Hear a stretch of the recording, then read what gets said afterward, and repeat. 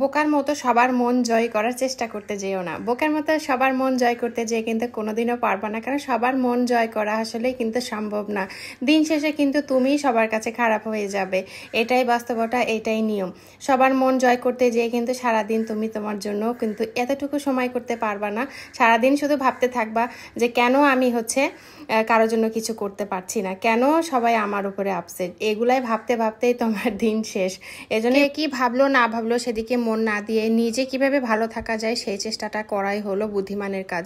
নিজে ভালো তো জগৎ ভালো, এমন একটা কথা আছে না? তাই হোক, তো আজকে সারাদিন অনেক ব্যস্ততার মধ্যে কাটছে, তো বাসায় অনেক গেস্ট, তো গেস্টদের জন্য রান্না করছি। আজকে মোরগ পোলাও, তো তড়িঘড়ি করে রান্না শুরু করে দিয়েছে। এখানে আমি 2টা মুরগি 4 পিস করে কেটে নিয়ে ভালো করে মশলা কষিয়ে বসিয়ে দিলাম। এখানে রেসিপি শেয়ার করছি না, আমি জাস্ট আমার সারাদিনের অ্যাক্টিভিটিগুলো শেয়ার করছি। তো আমি এখানে রেসিপি একেবারেই শেয়ার করছি না, এই জন্য মশলা কিভাবে দিয়েছি সেটা আমি একেবারেই দেখাইনি, স্কিপ করে গেছি। তারপর এখানে দিয়ে দিলাম ফেটে রাখা টক দই, মশলার সাথে সুন্দর করে দিয়ে দিচ্ছি। এখানে আগে মাংসটা ভালো করে কষিয়ে নিব তেলের মধ্যে। আর আমি সবসময় রোস্ট রান্না করা বলো আর মোরগ পোলাওয়ের জন্য চিকেনটা রান্না করা বলো, এটাতে কখনোই আমি পানি ইউজ করি না, আমি দুধ দিয়েই সব কিছু করে ফেলি। তো ওটা উঠিয়ে রেখে, মশলাটা উঠিয়ে রেখে তারপরে সেই সেম তেলের মধ্যে আমি চালটা এখন সুন্দর করে ভেজে নিব। তো চালটা ভাজতে ভাজতে বাজার চলে আসছে, তো চালটা ভাজা এক সাইডে রেখে আমি এখন একটু বাজারটা তুলে নিব। চিকেনটা যখন রান্না করছিলাম তখন আমি এই পোলাও চালটা ভাজবো এমন পরিমাণ তেলটা আমি একেবারে দিয়ে দিয়েছিলাম। যাই হোক, তো ওটা আমি চুলার মধ্যে রেখে এখন একটু বাজারটা তুলে নিচ্ছি। এখানে সবজি বাজার এসেছে আর কি, তো এখানে আমি সবজিটা নিয়ে নিচ্ছি। আমি অনেক বেশি সবজি আসলে এখন কিনতে মানা করি, যেহেতু প্রতিদিনই ফ্রেশ ফ্রেশ সবজি এখন বাজারে পাওয়া যাচ্ছে শীতের সময়। তো প্রতিদিনের সবজি প্রতিদিন আনি আর কি, ভালো লাগে আর কি, ফ্রিজে উঠাতে হয় না, এই প্যারাটা থেকে আসলে বাঁচা যায় আর কি।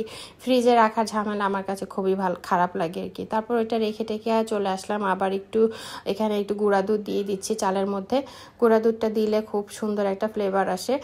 অনেকেই লিকুইড দুধ দেয়, বাট আমি লিকুইড দুধটা দিয়ে চিকেনটা রান্না করেছি, আর চালের সাথে আবার একটু গুঁড়া দুধ দিচ্ছি, মানে আমি ডাবল দুধ আর কি ইউজ করতেছি। তো এটা হয়ে গেল। তারপর আমি এখানে পরিমাণ মতো গরম পানি দিয়ে দিচ্ছি, আর একটু পরে দমে দিয়ে দিলে হয়ে যাবে আমার চিকেন পোলাও আর মোরগ পোলাও যাই বলো।